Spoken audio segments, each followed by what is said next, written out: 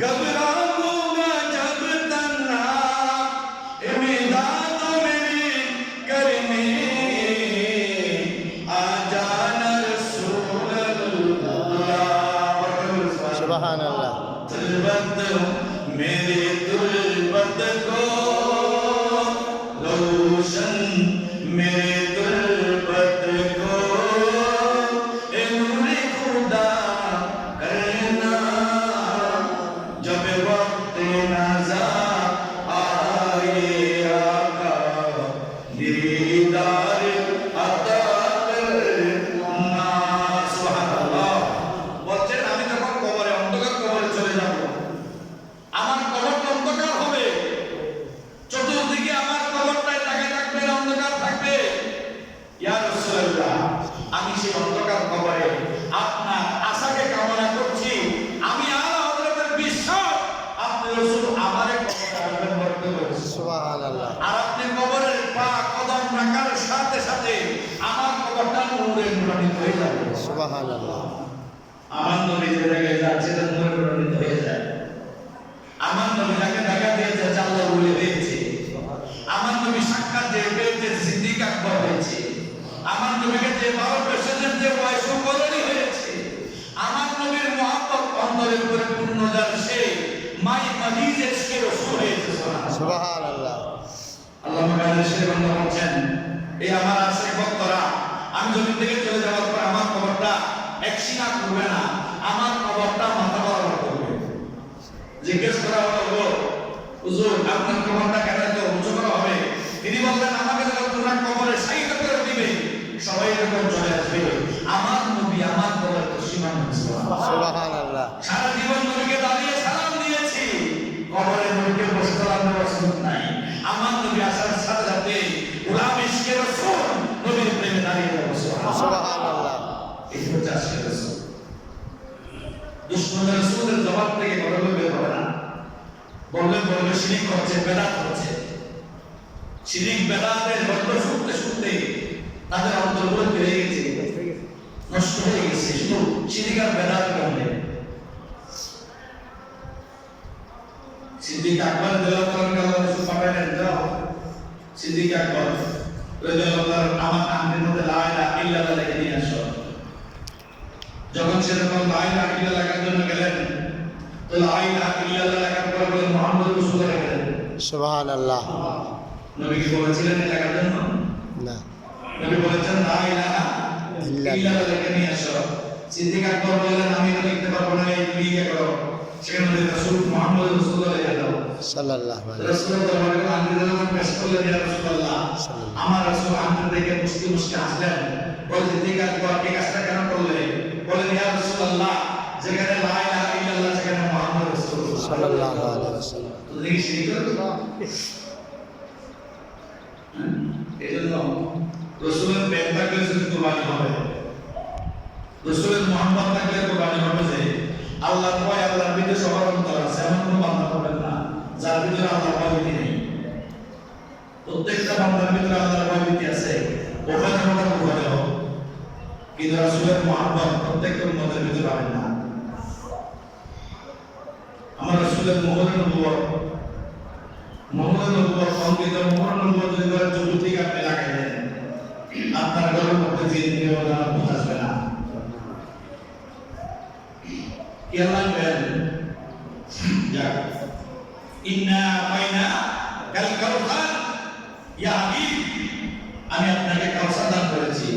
তো কাউসারের এক অর্থ হচ্ছে যে নবীর আশিকুল মক্কা বলে বলেছেন। সুবহানাল্লাহ। এরপরে বলেন, আমি আপনাকে কাউসার দান করলাম, বড় নিয়ামত সেটা। আমাদের ময়দান এমন একটা সময় চতুর্দিকে মানুষ হাহাকার করবে।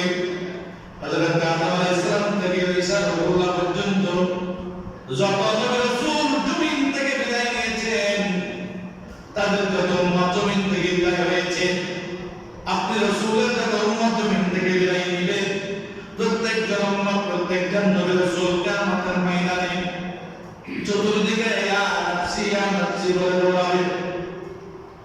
মানুষরা হযরত বাবা আলাইহিস সালামের কালিমুল্লাহর কাছে দাও, মুসা কালিমুল্লাহ বলবে আমার কাছে, ইব্রাহিম কালিমুল্লাহর কাছে দাও, ইব্রাহিম কালিমুল্লাহ বলবে আমার কাছে, নূহ নবীর কাছে দাও। এভাবে যাইতে যাইতে ঈসা নবীর কাছে যাবে, তিনি বলবেন আমার কাছে নয়, তোমরা মুহাম্মদ রাসূলুল্লাহর কাছে দাও। সুবহানাল্লাহ। উনার কাছে দাও। আজকের সমাধান ওনার কাছে, আমাদের কাছে না। আল্লাহ বলছেন রাসূল আপনার কাছে কাউসার দান করেছি, আপনি এর শুকরিয়া আদায় করেন। কি করেন?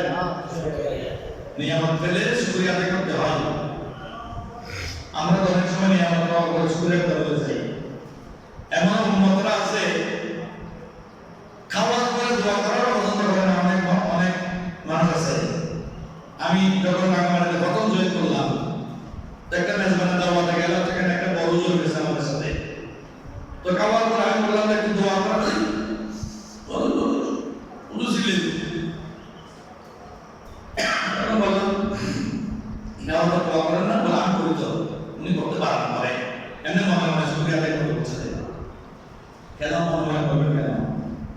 এটা আমরা মাকে আজানটা দিই না, আজানটা দিলে মানুষের উপকার হয় না, ক্ষতি হয়? উপকার হয়। উপকার হয় কি জানেন?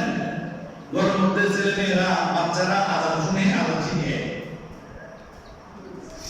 এবং অনেক বাচ্চারা আছে আজান যখন আমরা দোয়া করে আজান করে, অনেক ঘরের মধ্যে মা বোনরাও ওই মুয়াজ্জিনের সাথে হাত তুলে দোয়াটা করে।